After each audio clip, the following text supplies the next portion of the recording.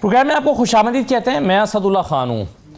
कराची एक तरफ बारिशों से डूबा हुआ है और उस पर कुछ सियासी बयानात इस नौयत के आ रहे हैं कि जो शायद इस मौके पर नहीं आने चाहिए, यानी एक दूसरे को मोर्द इल्ज़ाम ठहराया जा रहा है। अगरचे जाहिर है वहाँ पर जो जमातें हुकूमत करती रही हैं किसी न किसी कैपेसिटी में, चाहे वो सूबाई हुकूमत में हो, चाहे वो लोकल गवर्नमेंट में हो, वो किसी न किसी तरह से ज़िम्मेदार तो हैं। लेकिन बहरहाल कराची शहर जिस तरह का मंजर पेश कर रहा है कि एयरपोर्ट डूबा हुआ है, एयरपोर्ट के बाहर अतराफ़ का सारा इलाका डूबा हुआ है, अगर कोई गाड़ी सड़क पर खड़ी है उसमें कोई सवार बैठा है तो वो गाड़ी जो है वो पूरी की पूरी पानी से भर गई है और सवार उसके अंदर मौजूद है। मोटरसाइकिलें डूबी हुई हैं। अगर मतलब इस कदर पानी सड़कों पर मौजूद पिछले 24 घंटों में रहा है। कल रात को जो कराची शहरियों की सूरत हाल थी वो बहुत ही अफसोसनाक थी कि लोग दफ्तरों से बाहर निकले और फिर घंटों फंसे रहे। रात 2-2 बजे तक लोग अपने घरों को नहीं पहुंच सके थे।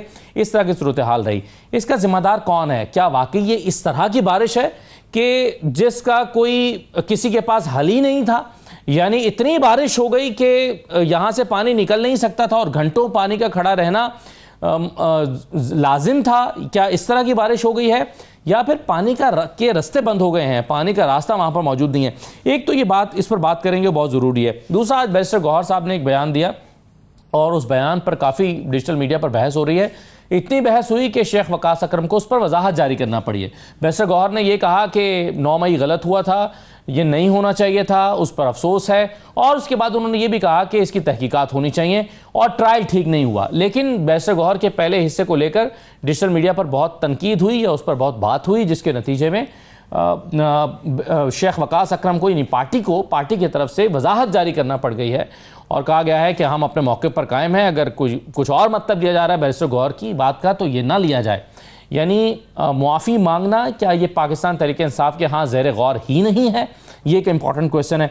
दूसरा, ज़िमनी इलेक्शन होने जा रहे हैं, कुछ और हलकों का भी शेड्यूल अब जारी हो गया है। पाकिस्तान तहरीक इंसाफ अभी तक फैसला नहीं कर पा रही कि उन्हें ज़िमनी इंतखाबात में हिस्सा लेना है या नहीं। आज भी शायद इस पर कोई मीटिंग होना थी या होना है। पीटीआई इस पर फैसला करेगी। दोनों आरा पीटीआई के अंदर पाई जाती हैं, ज़िमनी इलेक्शन में हिस्सा लेना चाहिए या नहीं लेना चाहिए। तो दूसरी तरफ अपोजिशन लीडर के तौर पर पाकिस्तान तहरीक इंसाफ ने महमूद खान अचकज़ई साहब का नाम तजवीज़ किया है और महमूद खान अचकज़ई साहब जो हैं, उनका नाम क्या अपोजिशन की दीगर जमातों को भी काबिल कबूल है? ये भी एक अहम सवाल है। मेरे साथ शाहिद खट्टक साहब मौजूद हैं, पाकिस्तान तहरीक इंसाफ के रहनुमा हैं, MNA हैं। बहुत शुक्रिया शाहिद खट्टक साहब, आपको खुशामदीद। मेरे साथ सेनेटर कामरान मुर्तज़ा साहब मौजूद हैं, JUI के रहनुमा हैं, आपको भी खुशामदीद। और ख्वाजा इजहारुल हसन साहब हमें ज्वाइन करेंगे MQM पाकिस्तान से। मैं सबको खुशामदीद कहता हूँ। कराची में जो सूरत हाल है उस पर MQM पाकिस्तान ये समझती है कि इसके ज़िम्मेदार बाकी सियासी जमातें भी हैं, जिनमें बिलखुसूस जमात इस्लामी और पाकिस्तान तहरीक इंसाफ का वो नाम ले रहे हैं। शाहिद खट्टक साहब, अगरचे खैबर पख्तूनख्वा के बहुत सारे इलाके भी इस वक्त सैलाबी सूरत हाल से दो चार हैं और बहुत तबाही भी हुई है, लेकिन बहरहाल कराची में जो सूरत हाल है उसकी नौयत फ़र्क है और खैबर पख्तूनख्वा के सैलाबी सूरत हाल की जो नौयत है वो मुख्तलिफ है। फारूक सत्तार साहब कह रहे हैं कि आप भी लोकल गवर्नमेंट का हिस्सा हैं, आप कहाँ हैं? 3 टाउन आपके पास भी हैं, PTI के पास। बिस्मिल्लाहिर्रहमानिर्रहीम। और पहली बात ये, असद साहब के नेशनल डिज़ास्टर्स के ऊपर सियासत नहीं करनी चाहिए होती, क्योंकि देखिए लोग आफत में होते हैं, मुश्किलात में होते हैं और हम इधर उन इश्यूज़ के ऊपर सियासत खेलते रहते हैं। 2 बल्कि 3 के अकसाम के सैलाब हैं। एक आपका है जो बुनेर में हुआ, सवाबी में हुआ, जिसमें क्लाउड ब्रस्ट हुआ, ठीक है, वो जिसको बिजली बोलते हैं, जो आसमानी बिजली होती है, आसमानी क्लाउड जो है वो गिरा। देखिए वो एकदम पानी आता है, वो विदिन सेकंड्स जो है सब हर चीज़ बहा ले जाता है। सेकंड, दरियाओं के किनारे या तजावजात करना, या पंजाब में जिन वडेरों ने कब्जे बना के बंद बांधी हुए हैं अपनी ज़मीनों को प्रोटेक्ट करने के लिए, पानी जो है वो देहातों के ऊपर छोड़ देते हैं वो। और नंबर 3 वो सैलाब होता है कि जो शहरों में जो आपका सीवरेज सिस्टम होता है उसके ऊपर आप काम नहीं करते, आपने उसको डेवलप नहीं किया होता, तो ये 3 चौक कर जाता है। तो अगर ये सीवरेज सिस्टम की वजह से किसी भी शहर में सैलाब आता है तो ये डिस्ट्रिक्ट एडमिनिस्ट्रेशन, सूबाई हुकूमतें, ज़िली हुकूमतें, ये उसकी रिस्पॉन्सिबल है। ये उनका काम है, ये उनकी जिम्मेदारी है कि वो उस इंफ्रास्ट्रक्चर को डेवलप करें। तो अभी अगर कराची में इंफ्रास्ट्रक्चर डेवलप नहीं हुआ, वहां पे जो सीवरेज सिस्टम है वो चौक है, तो फिर तो ये सिंध हुकूमत की सबसे बड़ी नाहिली है जो पिछले 40 साल से सिंध के ऊपर काबिज है। और रही बात हमारे टाउन मेंबर्स कराची में, उन बेचारों की क्या हैसियत है कि बल्दियाती मेंबरान जो है उनके पास इख्तियार कहाँ का होता है, उनको इख्तियार देता कौन है? यही बहाना तो सारी उम्र एमक्यूएम भी करती रही है कि हमारा मेयर तो है मगर हमारे मेयर के पास इख्तियार नहीं है। फिर हम एमक्यूएम से कहते थे कि अगर आपके मेयर के पास इख्तियार नहीं है तो उसे चाहिए कि सीट छोड़ दे। देखिए अभी वो तो अवामी मैंडेट होता है, आप छोड़ तो नहीं सकते ना, अवाम ही आपको इलेक्ट करती है, ये अवाम की चॉइस होती है। यही हमारी लड़ाई है इस मुल्क में कि जो अवाम की चॉइस हो, अच्छी है बुरी है, अवाम उसका एहतसाब करेगी। मगर फिर पीटीआई जब वसीम अख्तर से मुतालबा करती थी तो इसका मतलब है कि वसीम अख्तर से भी ये मुतालबा गलत किया जाता देखिए था। वसीम अख्तर से अगर मुतालबा करते थे तो वो इस बुनियाद के ऊपर, देखिए कराची का अपना एक बहुत बड़ा रेवेन्यू है लोकल गवर्नमेंट सिस्टम का, जो टैक्स कलेक्शन करते हैं या जो पैसे लेते हैं। देखिए कराची के मेयर का और दूसरे अजला के मेयर के आप कंपैरिजन नहीं कर सकते क्योंकि उनकी इतनी रेवेन्यू नहीं होती। वहां पे बड़े बड़े मार्केट्स हैं, वहां पे जो TMAs हैं म्युनिसिपल कॉर्पोरेशन, उनके अपने इतने रिसोर्सेज हैं कि आप उससे काम कर सकते हैं। तो एक तो ये कि अगर वो पैसे सही नहीं यूटिलाइज हो रहे तो फिर मेयर रिस्पॉन्सिबल है, मेयर की जिम्मेदारी है। और तहरीक इंसाफ हमने तो 3-3.5 साल हमारे टुन्योर में हमारे गुजरे, जितने हमारे कराची से MNS थे उन्होंने कराची में रिकॉर्ड साज काम किए थे। आप किसी से भी जाके कराची में पूछे कि जो कराची के नुमाइंदे थे इलेक्टेड, सबसे ज्यादा काम किसने कराया, आपको उसमें सैफुर रहमान का नाम मिलेगा, आलमगीर का मिलेगा, अताउल्ला का मिलेगा, हमारे और जो MNS थे कराची से उनके आपको नाम नजर आएंगे क्योंकि उन्होंने अपने हल्कों में काम कराए थे, इंफ्रास्ट्रक्चर डेवलप किया, ये सीवरेज सिस्टम के ऊपर काम किया। देखिए अगर अभी आप कराची और बुनेर को कंपेयर करेंगे तो आप ज्यादा करेंगे। नहीं ऑब्वियसली, मैंने तो पहले कहा कि इसकी नोयत और उसकी नोयत में फर्क है। देखिए सबसे जो बुनियादी चीज है वो ये कि इस मुल्क में एक लीडर आया जिसका नाम इमरान खान था, जिसने क्लाइमेट चेंज के ऊपर काम किया, बिलियन ट्री सोनामी का कंसेप्ट लेके आया, उसमें दरख्त लगाए, दरख्तों को प्रोटेक्ट कैसे करना है, अपने जंगलात को हमने बढ़ाना कैसे। इमरान खान साहब ने कंसेप्ट दिया कि चंगा मंगा के बराबर हमने 2 जंगलात बनाने, क्योंकि हम 20% डिफॉरेस्टेशन कर चुके हैं इस मुल्क के अंदर। हम लाहौर में सड़कें बना रहे हैं, पेशावर में सड़कें बना रहे हैं, जो हमारा एग्रीकल्चर लैंड था हम उसको जो है स्क्वीज कर रहे हैं। जहाँ पे दरख्त थे वो दरख्त, कुछ टिम्बर माफिया है हर इलाके में, कुछ वो काट देते हैं, कुछ हम प्रोटेक्शन नहीं करते, कुछ उन एरियाज में गैसिफिकेशन नहीं है तो वहां पे जो है दरख्त लोग काटते रहते हैं। तो हमने इस इशू को, वैसे शायद खट्टक साहब अभी मैं आखिरी 30 सेकंड लूंगा, अगर हमने इस इशू को मुस्तकिल तौर पे हल करना है तो इस मुल्क के अंदर हम सब ने, हर शहरी ने अपने लिए 4 दरख्त लगाने हैं। मैं अपने लिए अपने इलाके में 4 दरख्त लगाऊं, आप अपने लिए 4 दरख्त लगाएं। 25 करोड़ आवाम जब दरख्त लगाएगी तो ये अरबों दरख्त बन जाएंगे। बिल्कुल सही है, लेकिन देखिए ना, अब आपकी खैबर पख्तूनख्वा की में हुकूमत है जहां पर ये ट्री मंसूबा लगना चाहिए, पूरा मुल्क में लगना चाहिए वैसे तो, लेकिन मैं आपको, अगर आप चाहेंगे तो मैं आपको आपके साथ डिटेल शेयर कर दूंगा। मैं भी मानसहरा पिछले दिनों मुझे जाने का इत्तफाक हुआ, वहां 3 लाख पौधे जो कि अब तक अपनी जगहों पर कन्वर्ट जा चुके होने चाहिए थे वो तबाह हो रहे हैं, सिर्फ 21 लाख रुपए के फंड जारी ना होने की वजह से। वो शायद आपके इल्म में हो या बिल्कुल वो इशू है। अब वो इस तरह कमिश्नर ने उनको पेमेंट्स नहीं की थी जो नर्सरीज, और वो 3 साल से पड़े हुए हैं, अब वो पौधे जाया हो रहे हैं। नहीं जाया नहीं हुए, वो वहां पे लगी हुई हैं, उसका इशू जो है वो सेटल हो चुका है। लेकिन आप अगर मनसेरा गए हो, आपने रास्ते में बिलियन ट्री के हजारों दरख्त देखे होंगे, अगर आपने नहीं देखे तो आप मेरे साथ जाएं, एक प्रोग्राम करते हैं लेकिन कि उन एरियाज जहां पे टिम्बर माफिया ने दरख्त काटे थे, हमारी हुकूमत ने, देखिए दरख्त को उगते कम से कम 25-30 साल लगते हैं। हाँ, जो दरख्त जल्दी उगते हैं जिनकी शेल्फ लाइफ 1.5 साल होगी, जो सफेदा वगैरह, वो भी मैं आपको दिखा सकता हूँ। लेकिन जो चीड़ का, जो मेन हमारे खैबर पख्तूनख्वा में जो चीड़ का दरख्त है, उसको उगते 40-45-50 साल लगते हैं, और काट 2 सेकंड में देते हैं, और उगते उसे 40-50 साल लगते हैं, जो वो लॉन्ग टर्म। चलिए कामरान मुर्तजा साहब, आप वैसे इसका क्या हुकूमतों को जिम्मेदार समझते हैं, बिलखुसूस जो इस वक्त कराची में चल रहा है? क्या आपके ख्याल में सिर्फ इसका ये जवाब पेश कर देना काफ़ी है कि चूंकि बारिश ज़्यादा हो गई और अर्बन फ्लडिंग भी हो जाती है अगर बारिश ज़्यादा आ जाए, इस वजह से हो गया? क्या इतना डूब जाना चाहिए शहर को एक बारिश से जितना कराची शहर में हुआ, या हुकूमतें इसकी जिम्मेदार हैं? इसकी जिम्मेदार हुकूमतें भी हैं, इर्रिस्पेक्टिव कि किस वक्त किसकी हुकूमत थी, और इसके जिम्मेदार हम खुद भी हैं। हमको जब मौका मिलता है कब्जा करने का, दरियाओं नालों के बेड्स पे कब्जा करने का, हम भी दरेर नहीं करते हैं। इवन हमको आम सड़क पे इंक्रोच करने का मौका मिले गली मोहल्ले में, तो भी हम उसमें दरेर नहीं करते। तो एक तो हमारा अपना भी रवैया है, और फिर इसके अलावा हुकूमतों का भी रवैया। उसमें चाइना कटिंग की इस्तिलाह तो आपने सुनी होगी, उसमें स्पेशली कराची में। तो चाइना कटिंग पहले तो बात जब शुरू में निकली तो समझ में नहीं आ रही थी कि चाइना कटिंग होती क्या है। तो जब इस तरह के मामला हों और जिस मुल्क में, तो वहाँ पर कहीं ना कहीं पे तो इस तरह के अजाब आएंगे। इनफैक्ट जो है ना, ये कमिटमेंट की बात है, पॉलिटिक्स अदरवाइज भी कमिटमेंट की बात है।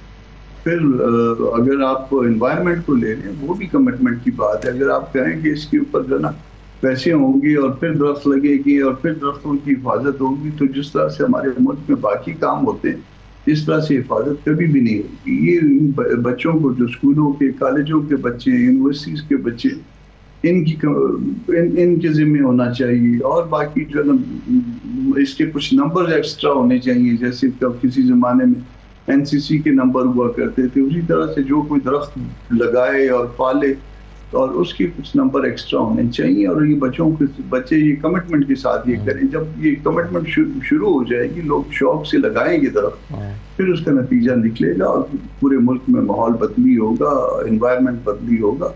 वरना जो है ना, वो आप कहेंगे कि जी फंड्स अवेलेबल नहीं है, फंड्स आएंगे, कुछ मैं खा जाऊंगा, कुछ आप खा जाएंगे, कुछ तीसरा खा जाएगा।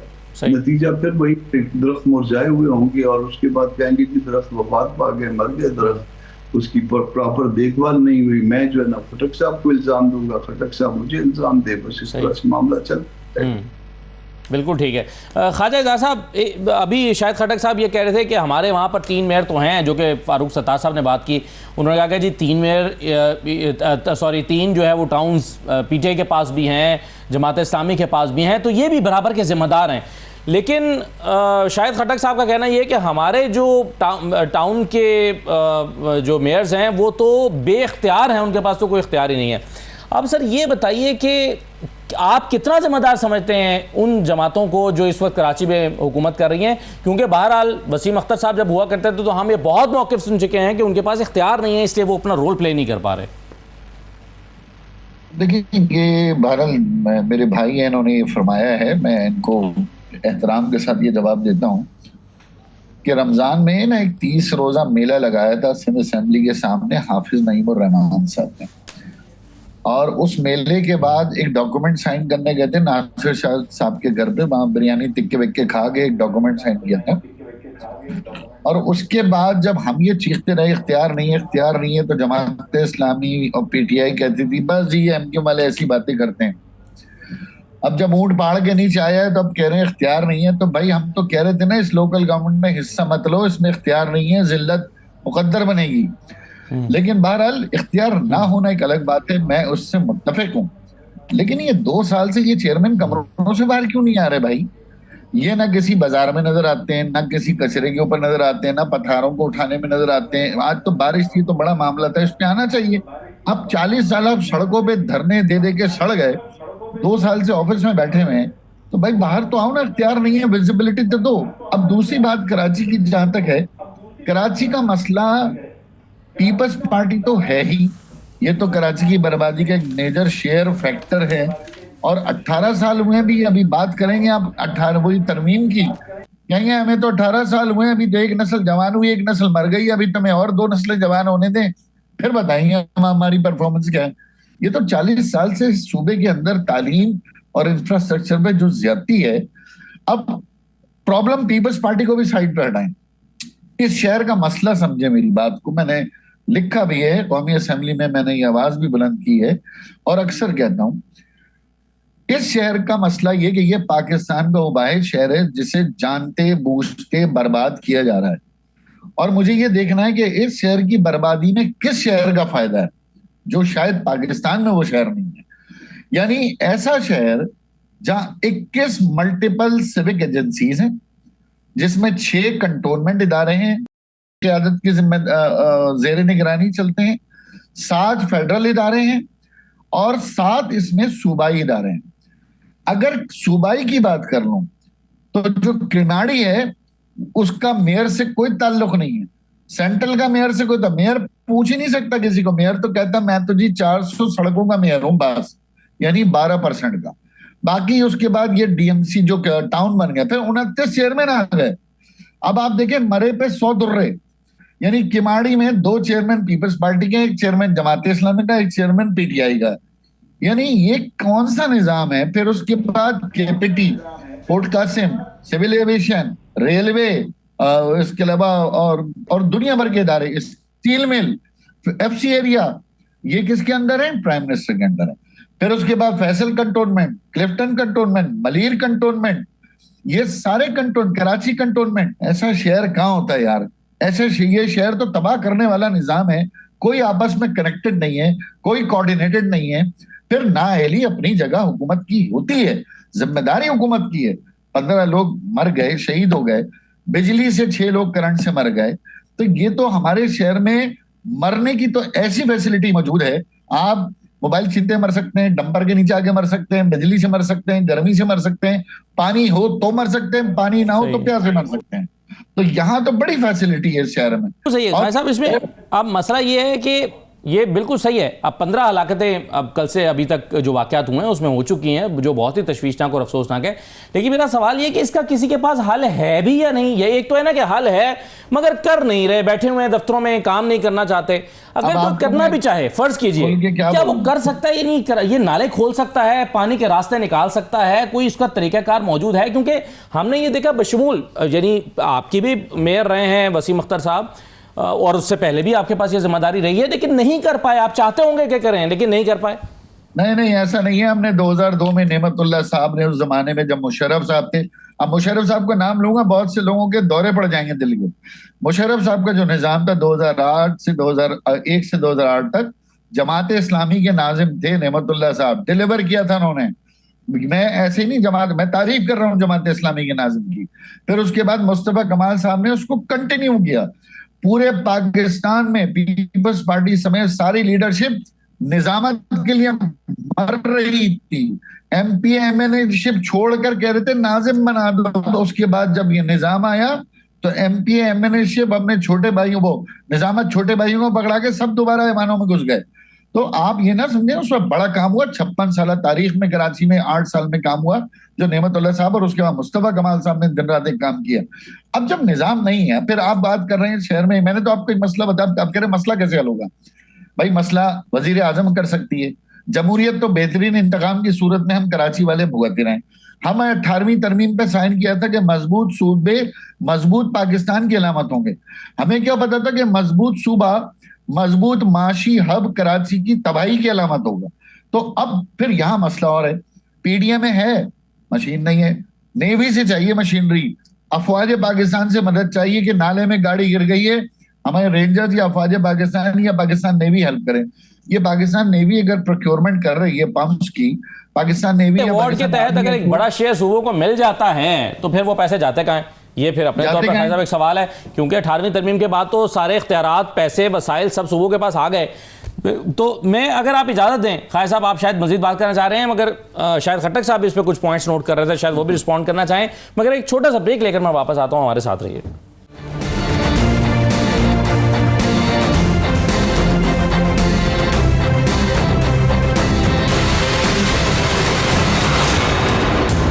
ब्रेक के बाद आपको दोबारा खुशामदीद कहते हैं। आप मुख्तसरन शायद खट्टक साहब अगर रिस्पॉन्ड करना चाहते हैं खालिद साहब की बातों को तो कर दें, फिर मैं जरा वो एक और इशू पे आना चाह रहा हूँ, ताकि इशूज पे मैं कराची पे आना चाहता हूँ। पहले ये कि लोकल बॉडी के इलेक्शन में आपको अगर याद होगा कि जिस तरीके से हमारे मेंबर्स को घसीटा गया, नहीं जी, फॉर्म 47 9 मई के बाद लोकल बॉडी का कुछ था, मैं एग्जैक्ट इवेंट तो भूल गया, हमारे लोगों को जिस तरह घसीटा गया और मेयर को बनाया गया। नंबर 2 कराची में जो फॉर्म 47 दिन दहाड़े बनाए गए, पूरी कराची की आवाम उसको उनको पता है कि वहाँ पे एक्चुअल जीतने वाले कौन थे। तहरीक इंसाफ सारी की सारी सीटें वहाँ से जीत चुकी थी, क्लीन स्वीप था तहरीक इंसाफ का। लेकिन फिर 9 फरवरी को जिस तरीके से कराची के मैंडेट के ऊपर डाका डाला गया दीगर मुल्क की तरह, लेकिन कराची में बिल्कुल हमारा सफाया किया गया।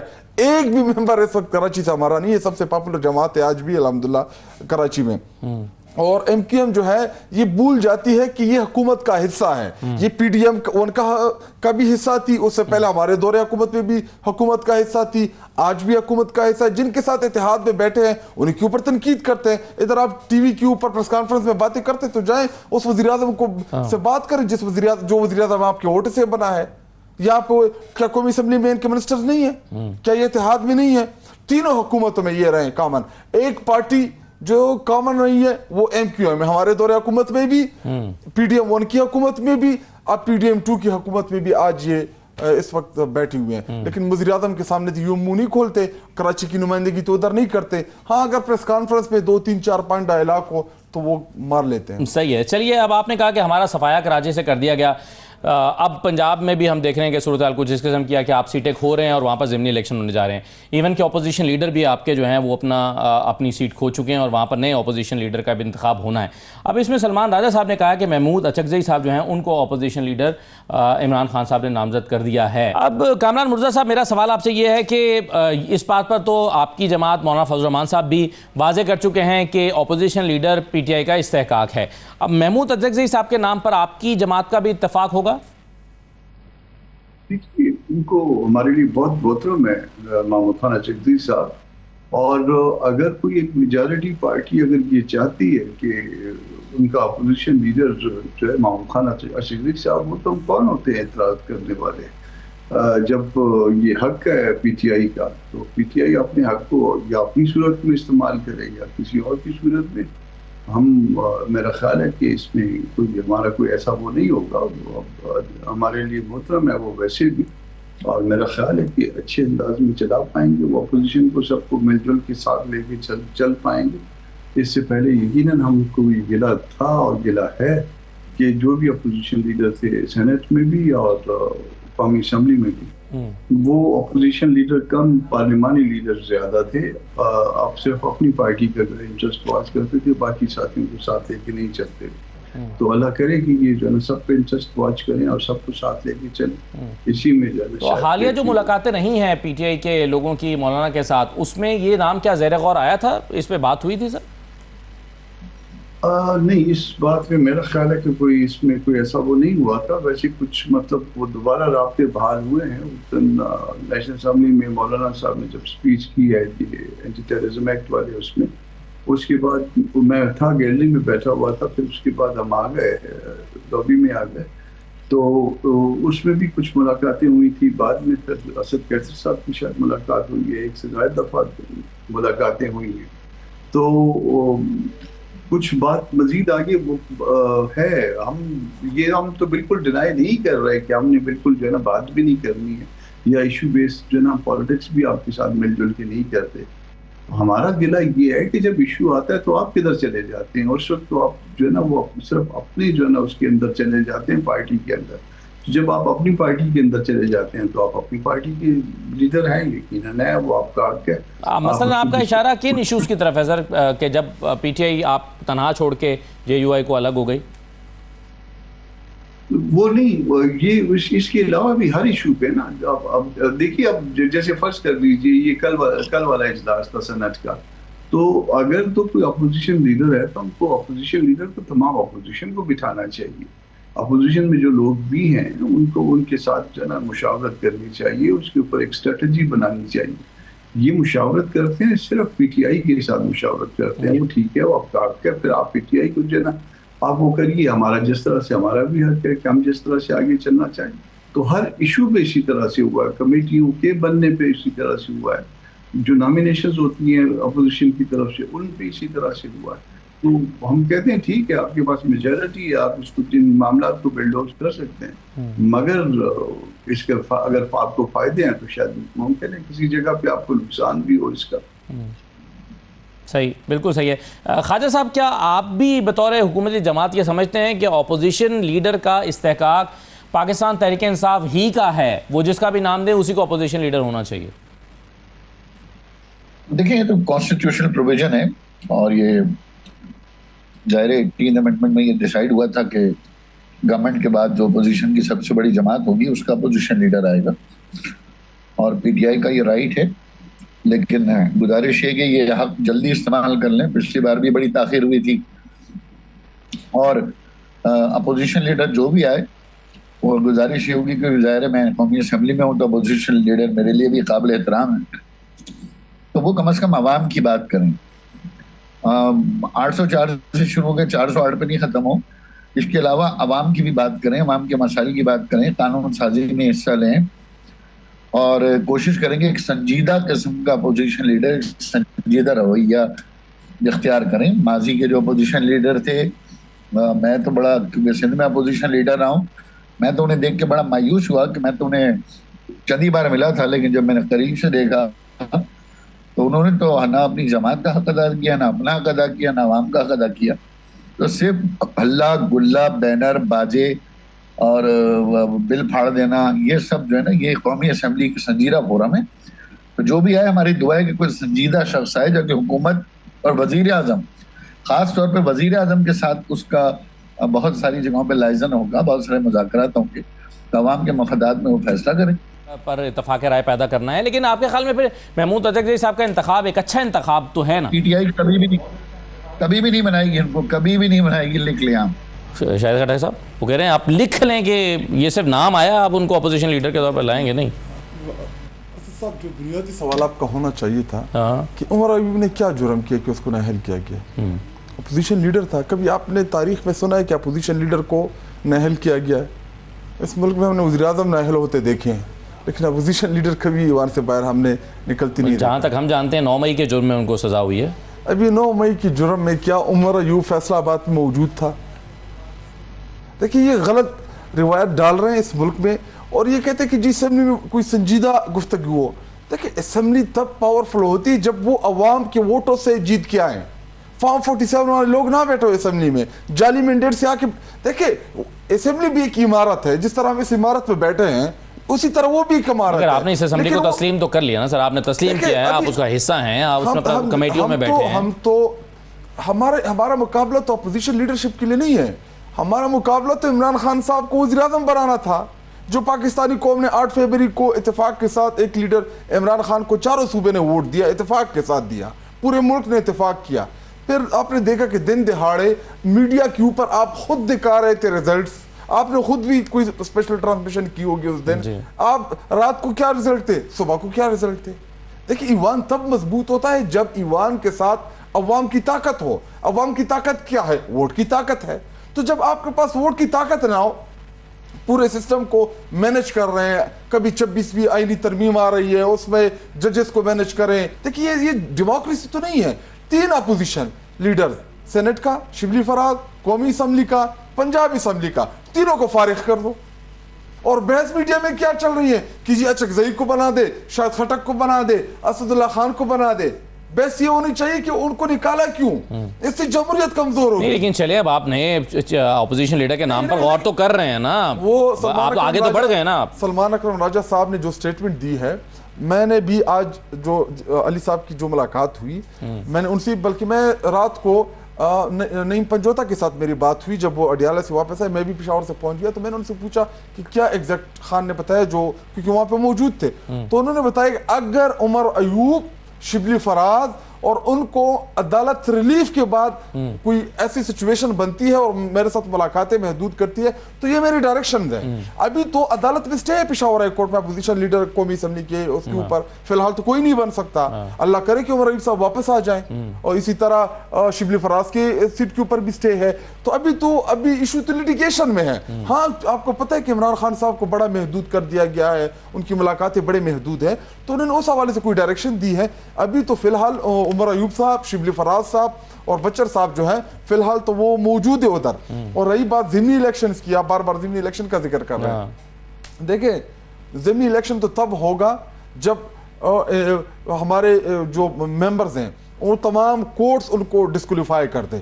अभी तो हमने हाई कोर्ट्स जाना है, हाई कोर्ट्स के बाद फिर हमने सुप्रीम कोर्ट जाना है। हमें उम्मीद है कि किसी न किसी स्टेज के ऊपर इन तमाम मेंबरान को इंशाल्लाह रिलीफ मिलेगा, क्योंकि इन्होंने कोई जुर्म नहीं किया। जो नहीं, लेकिन अभी आज 3 नए हलकों का अभी मैं और आप जज हो गए, मैं वकील हो गया। गुल साहबा के हलके का भी जारी हो गया। साहिबा डीजे खान में थी, वो नहीं थी फैसलाबाद में। वो तो आप कह रहे हैं ना, हो सकता है आप सही कह रहे हो, लेकिन इलेक्शन कमीशन ने तो मगर शेड्यूल जारी कर दिया ना। देखिए इलेक्शन कमीशन हमारी शेड्यूल को रोकेगा, हमारी बारी अदालत रोकेगी। हमारी बारी जब सुप्रीम कोर्ट ऑफ पाकिस्तान के लार्जर बेंच ने फैसला दिया कि इनको मखसूस नशिस्तों दे दे, इनको पीटीआई ज्वाइन करने दे, तो उस वक्त तो इलेक्शन कमीशन बड़े ख्वाब गफलत में सोया हुआ था। और हमारे मामले में रातों रात जी नोटिफिकेशन निकाल दो जिधर इलेक्शन। इसीलिए तो हम कहते हैं कि इलेक्शन कमीशन जो है वो पार्टी बना हुआ है, वो इंडिपेंडेंट नहीं रहा। तो 90 दिन में सुप्रीम कोर्ट पाकिस्तान का फैसला आया, 90 दिन में इंतखाबात कराओ, इलेक्शन कमीशन ने नहीं कराया। चीफ इलेक्शन कमिश्नर के इंतखाब के लिए जो अपनी आईनी मुद्दत पूरी कर चुके हैं, उसके लिए आप नाम तो दें। तो लेटर लिखा, चलिए कोई नाम तो देना। नहीं, लेटर लिखा था अपोजिशन लीडर ऑफ, और लेटर लिखा था, उसका जवाब नहीं आया। नहीं, तो वो तो वज़ीर आज़म की जिम्मेदारी थी कि हमने कहा कि जी आए मुशावरत करें, बिल्कुल, लेकिन तो आप नाम प्रपोज कर दीजिए। नहीं तो हम ऐसे वैसे प्रपोज कर दें, नाम तो टेबल के ऊपर जब आएंगे ना। हमारे साथ अपोजिशन है अभी जो मौलाना जुयाई की हमारे से गिला है। देखिए इन इश्यूज में हम चाहते हैं कि हम अपोजिशन पार्टीज को अपने साथ में लाएं, उनके साथ भी डिस्कस करें, उनसे भी राय लें। ठीक है, जो सीरियस। चलिए दो चीजों पर मैं कामरान मुर्तज़ा साहब आपकी राय चाहता हूं। एक तो ये कि जो इलेक्शन शेड्यूल आज भी जारी हुआ है 3 हलकों का, आपके ख्याल में इलेक्शन कमीशन कानून के ऐन मुताबिक ये शेड्यूल जारी कर रहा है? ऐसा है कि अब राइटली या रॉन्गली इस बहस में पड़े बगैर जना ये डी-सीटिंग हो गई। डी-सीटिंग हो गई तो उसके नतीजे में जो है, अब फर्स्ट करिए कि इलेक्शन शेड्यूल अगर जारी हुआ है, डी-सीटिंग तो उन्होंने कर दी ना, तो वो शेड्यूल को स्टे करने के लिए इनको जाना पड़ेगा हाई कोर्ट में। अदरवाइज जो है वो इसके अलावा इनके पास कोई चारा नहीं है। इसमें बेहतर यह है कि शेड्यूल को जाके स्टे करवाएं। और मगर सर उसमें भी केस का दिक्कत होती है जी। कामरान साहब, लाहौर हाई कोर्ट की तरफ से उसमें रजिस्ट्रार की तरफ से कहा गया कि आप पहले सरेंडर करेंगे तो आपकी अपील फिक्स होगी। अब इसमें बैरिस्टर अली गौहर साहब का कहना यह था कि नहीं, पहले आप अपील फिक्स करते हैं तो मुलजिम आके सरेंडर करता है और फिर अदालत का इख्तियार है कि वो जमानत दे या गिरफ्तारी का हुक्म दे दे। उसमें सरेंडर करना जरूरी है क्रिमिनल साइड पे। उसमें अगर आप सरेंडर नहीं करते, सजा के बाद सजा गलत हो सकती है, सजा दुरुस्त हो सकती है। मगर अगर सरेंडर नहीं करते, फिजिटिव है लॉ के, तो फिर दिन जो है ना वो आपकी अपील मेंटेनेबल नहीं रहती है। तो उसमें सरेंडर करना ज़रूरी है। उसमें साथ रिक्वेस्ट करिए उसमें इस बात की कि मुझे बेल ग्रांट कर दी जाए। उसमें रीजंस जो है ना वो एक नहीं 1000 से ज़ायद हो सकती हैं, मगर जो है ना सरेंडर करना ज़रूरी है। अगर जितना आप कोर्ट से अवॉइड करेंगे या इस तरह से ऑब्जेक्शन में पड़ी रहेंगी मैचेस, तो फिर आपके लिए जो है ना मसाइल बनेंगे। ये मसले का हल नहीं है। मसले का हल ये है कि आप लड़ना है तो फिर उसका प्रॉपर तरीका है लड़ने का। लड़ने का तरीका ये नहीं है कि कोर्ट से भागना भी है और कोर्ट से जो रिलीफ भी मांगना है। कोर्ट के बारे में एक तो ओपिनियन जिस तरह से वो बहुत ज़्यादा लाउड ओपिनियन देते हैं पीटीआई के दोस्त, वो उनको ये बंद कर देना चाहिए। वजह उसकी ये है कि आपको फिर जो है रिलीफ यहीं से चाहिए। अगर मेरे बारे में कहेंगे आपके कामरान साहब अच्छा आदमी नहीं है और उसके बाद आपको अगर कामरान साहब से पड़ गया, तो फिर एक नेचुरल है कि कामरान साहब जो है ना वो डिस्क्रिप्शन कम से कम आपके हवाले नहीं करेगा। तो इसकी बेहतर ये है कि आप जरा कंट्रोल करिए अपने आप।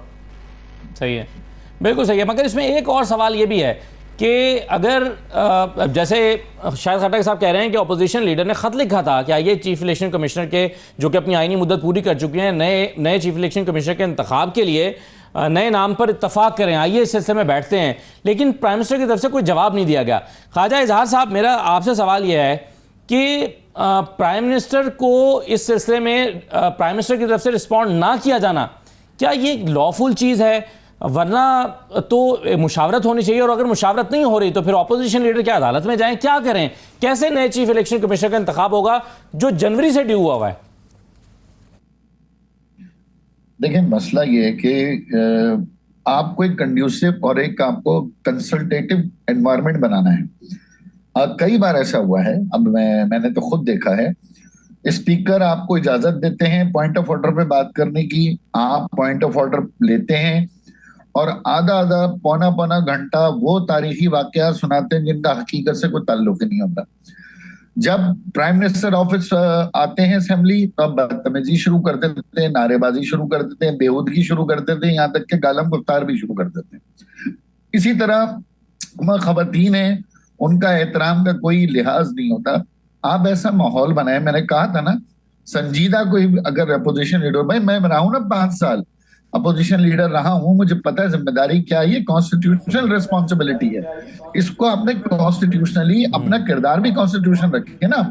बिल आता है, पढ़े बगैर फाड़ के फेंक दिया जाता है, और ऐसे लोग हैं जॉगर जीन्स पहनकर असेंबली आते हैं।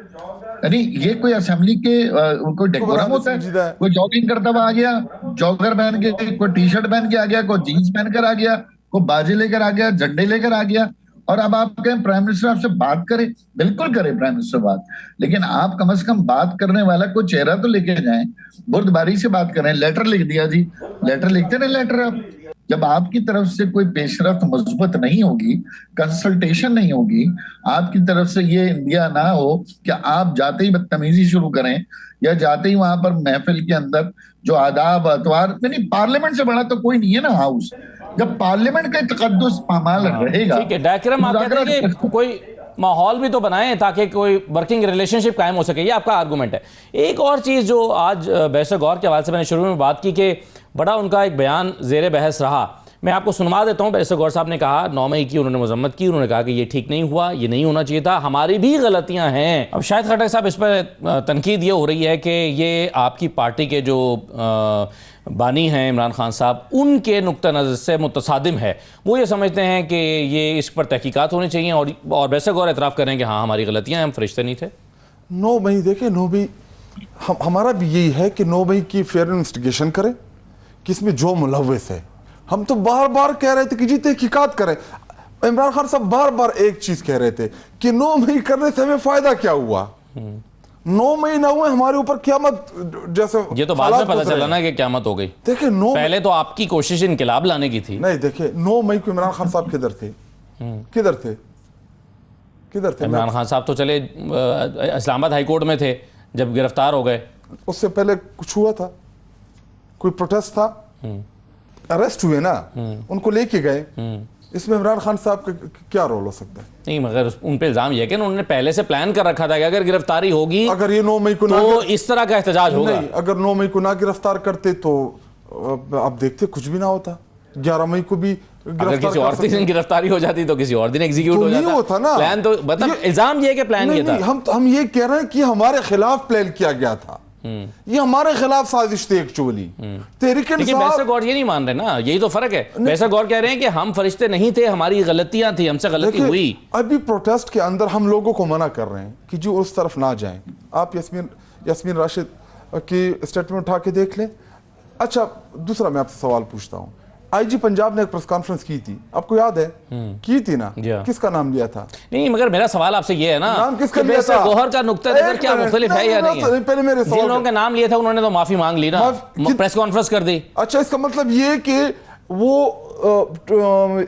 आईजी की प्रेस कॉन्फ्रेंस जो थी, जो उसने की थी, वो गलत थी। उसने झूठ बोला था कि 175 कॉल आई थी, 275 कॉल आई थी। मुराद राज का नाम था उसमें। इसी तरह फैसलाबाद में फरोह हबीब, उस वक्त पीटीआई को तो फरोह हबीब ही लीड कर रहा था फैसलाबाद में, उसको बरी कर दिया, बाकी बेचारों को नाहिल कर दिया। हमें दर्जा जो उस वक्त था भी नहीं, ठीक है, उसको भी डिस्क्वालीफाई कर दिया। मेरा यही तो सवाल है कि बैरिस्टर गौहर का नुक्ता नजर मगर मुख्तलिफ है। मैं आपको तहरीक इंसाफ का नुक्ता नजर, बिल्कुल इमरान खान साहब का नुक्ता नजर। देखिए 9 मई जिसने सीसीटीवी फुटेज चुराई, ठीक, बहुत शुक्रिया शाहिद खट्टक साहब, बहुत शुक्रिया कामरान मुर्तज़ा साहब, ख्वाजा एजाज साहब, प्रोग्राम में शिरकत करने का शुक्रिया। एक छोटा सा ब्रेक लेते हैं। मौलाना अबुल खबीर आज़ाद साहब हमारे साथ मौजूद हैं, तो उनके सामने रखते हैं कि मुआशरे में जो इंतहा पसंदी की वजह से बहुत सारे मसाइल पैदा हो गए हैं, इसका हल क्या है। छोटे से ब्रेक के बाद वापस आते हैं।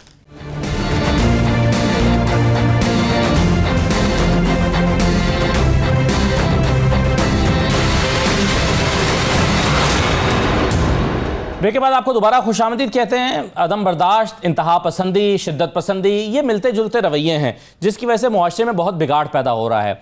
अदम बर्दाश्त की वजह से फिर शिद्दत पसंदी पैदा होती है, फिर इंतहा पसंदी होती है, फिर वो दहशत गर्दी में तब्दील हो जाती है और मुआशरे का हुलिया बिगड़ जाता है। ये मसाइल पाकिस्तान में सर उठा रहे हैं, बल्कि बाज़ जगहों पर तो ये जड़ पकड़ चुके हैं। ये क्यों हो रहा है? मेरे साथ मौलाना अबुल खबीर आज़ाद साहब मौजूद हैं, उनके सामने हम ये सवाल रखते हैं। बहुत शुक्रिया मौलाना साहब, खुशामदीद। सर, ये जो इंतहा पसंदी या शिद्दत पसंदी के जज्बात हैं, ये क्यों मुआशरे में इतनी तेज़ी से सरायत कर गए और बाज़ जगहों पर तो ये जड़ पकड़ चुके हैं, यानी इससे और बाज़ जगहों पर तो इतने तवाना हो चुके हैं कि दहशतगर्दी में तब्दील हो गए। ये क्या हुआ, कैसे हुआ और इसका हल क्या है?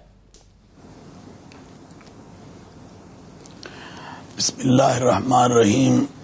असदुल्ला भाई, आपका बहुत शुक्रिया। इस्लाम बड़ा एक पीसफुल हमारा दीन है जो सलामती की, अमन की, मोहब्बत की, वहदत की, इत्तेहाद की बात करता है। और कुरान कहता है ला इकराह फिद्दीन, दीन में कोई जबर नहीं है। और हमारे नबी जो नबी रहमत बनकर इस दुनिया में तशरीफ़ लाए, जिनको अल्लाह ने वमा अरसलनाका इल्ला रहमतल लिल आलमीन बनाकर भेजा, वो सारे जहानों के लिए, सिर्फ एक इंसान के लिए नहीं, एक कौम के लिए नहीं, एक शहर के लिए नहीं, एक मुल्क के लिए नहीं, एक जहान के लिए नहीं, बल्कि कायनात में जितने भी इंसान बसते हैं, कायनात में जितनी कौमें बसती हैं, कायनात में जितने शहर बस्तियां, कबीले बसते हैं, मुल्क बसते हैं, जहान बसते हैं, हत्ता के कायनात के ज़र्रे ज़र्रे के लिए आपको रहमतुल लिल आलमीन सल्लल्लाहु अलैहि वसल्लम बनाकर भेजा। और मैं ये समझता हूँ कि अगर हम आपकी सीरत को देखें और आप देखें कि किस तरह कुरान मजीद की आयात बय्यनात और फिर आप सल्लल्लाहु अलैहि वसल्लम की जो तालीमात नबवियाँ हैं, उनको देख कर लोग कैसे इस्लाम में आए, किस तरह उन्होंने अपनी ज़िंदगियों को छोड़ा, वो जिसमें बहुत मसाइल थे, बहुत चीज़ें थी, और एक अच्छी ज़िंदगी की तरफ आए। और अल्हम्दुलिल्लाह फिर वही लोग जो हैं, कुरान करीम ने उनको रहमा उबैनहुम भी कहा, उनको रज़ी अल्लाह अन्हु व रज़ू अन भी कहा कि वो लोग जिनसे अल्लाह राज़ी हुआ, ये वो लोग जो आपस में नरम दिल, नरम गोशा हैं। तो इस्लाम तो हमें ये चीज़ बता रहा है, ये चीज़ सिखला रहा है। और रसूल अकरम नबी मोहतशम सल्लल्लाहु का फरमान है, अल मुस्लिम मन सलिम अल मुस्लिमूना मिन लिसानिही व यदिही, कि तुम में बेहतरीन मुसलमान वो है जिसके हाथ से, ज़बान से दूसरा मुसलमान, और एक जगह फरमाया दूसरा इंसान जो है महफूज रहे। मैं ये समझता हूँ कि ये जो दहशत वहशत और ये तशद्दुदाना रवैये जो हैं, इसका इस्लाम से कतअन कोई ताल्लुक नहीं है। और आप देखते हैं कि ये जो यहाँ पर किए जाते हैं या यहाँ पर किए गए हैं या किए जाने का इरादा रखते हैं, यकीनन ये एक वो एजेंडा है, ये वो साजिशें हैं जो मुल्क दुश्मन अनासिर की हैं, और वो अपने एजेंडे को इस वतन अजीज पाकिस्तान में कामयाब करने की कोशिश कर रहा है, जिसको अल्हम्दुलिल्लाह अल्लाह का ये शुक्र है, हमारी हुकूमत, हमारे इदारे, हमारी अफवाज, हमारा मेंबर महराब, हमारे उलमा, और फिर ये पैगाम पाकिस्तान, ये वो बयानिया है जिस बयानिए ने दहशत गर्दी को हराम करार दिया, जिस बयानिए ने फिरकावारियत को हराम करार दिया, जिस बयानिए ने पाकिस्तान में खुदकश हमलों को हराम करार दिया, और फिर रियासत में रियासत को और हथियार उठाने को गैर शरी करार दिया। तो ये वो बयानिया है जिसमें 10,000 उलमा ने दस्तखत किए, और आज पूरी दुनिया में इसको सराहा जा रहा है। सराहा नहीं जा रहा, बल्कि इसको अरबी में और मुख्तलिफ ज़बानों में छपवा कर अपने अपने मुल्कों की लाइब्रेरियों में रखा जा रहा है। ये इतना ज़बरदस्त नैरेटिव और बयानिया पाकिस्तान ने दुनिया को दिया है। मैं ये समझता हूँ मौलाना साहब, ये जो आप कह रहे हैं, जो पैगाम है, असल इस्लाम का पैगाम भी यही है, जैसे कि आपने फरमाया, और इसके लिए उलमा ने बड़ी जद्दोजहद की है, और मुतफ़िका तौर पर आपने जैसा कि बजा तौर पर फरमाया कि ये सब कोशिशें हुई हैं, लेकिन ऐसा महसूस होता है कि शायद इसको और ज़्यादा ज़ोर के साथ, ज़्यादा ताकत के साथ इसको इस नज़रिए को फैलाने की ज़रूरत है। आपके ख्याल में इसके लिए क्या किया जा सकता है? क्योंकि बहरहाल दुश्मन भी तो अपना जोर लगा रहा है, जैसे कि आपने खुद फरमाया, और उसको काउंटर करने के लिए जो सही इस्लाम का नज़रिया है, जो उसवाए हसना की सूरत में मौजूद है, सहाबाए कराम की जो उनके जिस तरह से उन्होंने अमल करके दिखाया, उसकी सूरत में हमारे सामने मौजूद है, इसको कैसे फैलाया जाए? मैं ये समझता हूँ कि अल्हम्दुलिल्लाह इस पर काम हो रहा है, और हम ये समझते हैं कि हर इदारे ने अपना काम करना है, मगर हम जो मिंबर व महराब के जो लोग हैं, अल्हम्दुलिल्लाह उस से भी काम को किया जा रहा है और कोशिश की जा रही है, क्योंकि अवाम सबसे ज्यादा, आप भी जानते हैं सदुल्ला भाई, मेंबर के करीब है, मेंबर महराब के करीब है, और हमारी कोशिश है कि हर सतह पर, हर जगह पर इस कोशिश को जारी और सारी रखा जाए। इस्लाम किसी दहशत वहशत का नाम नहीं है। इस्लाम तो ये कहता है मन कतल नफ्सन बिगैरी नफ्सिन औ फसाद फिल अर्द फकान्नमा कतल अन्नास जमिया। जिसने एक इंसान का कत्ल किया उसने पूरी इंसानियत का कत्ल किया, और जिसने एक इंसान की जान को बचाया उसने पूरी इंसानियत की जान को बचाया।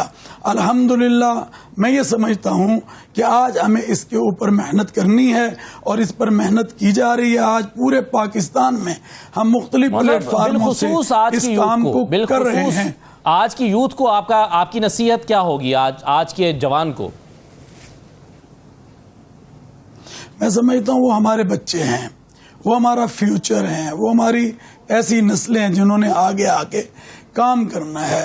तो आज ज़रूरत इस बात की है कि ये जो यूथ है, ये जो हमारे प्यारे प्यारे बच्चे हैं, इनको अच्छाई की तरफ लगाया जाए। और इनको वो अब कौन करेगा? वो एक उस्ताद करेगा। वो कौन करेगा? वो मैं समझता हूँ आप और हम और उसका घर इस काम को करेगा, क्योंकि यकीनन आज हमारा नौजवान, हमारा ये बच्चा मतलब कि जिस तरह आगे निकल रहा है, या ऐसे सोशल मीडिया आप देखते हैं वो जो जिसको इस्तेमाल किया जा रहा है। और अगर मैंने कल भी मुल्तान एक कॉन्फ्रेंस थी, मौलाना साहब बिल्कुल वजह फरमाया कि आपकी जिम्मेदारी है, मेंबर की जिम्मेदारी है, उस्ताद की जिम्मेदारी है, और हर वो शख्स जिसके हाथ में वो डिवाइस है जिसके जरिए वो अपना पैगाम पहुंचा सकता है, उस सबकी जिम्मेदारी है कि असल इस नजरिए को आगे फैलाया जाए। बहुत शुक्रिया मौलाना साहब प्रोग्राम में शिरकत करने के लिए। इजाज़त दीजिए, अल्लाह हाफिज़।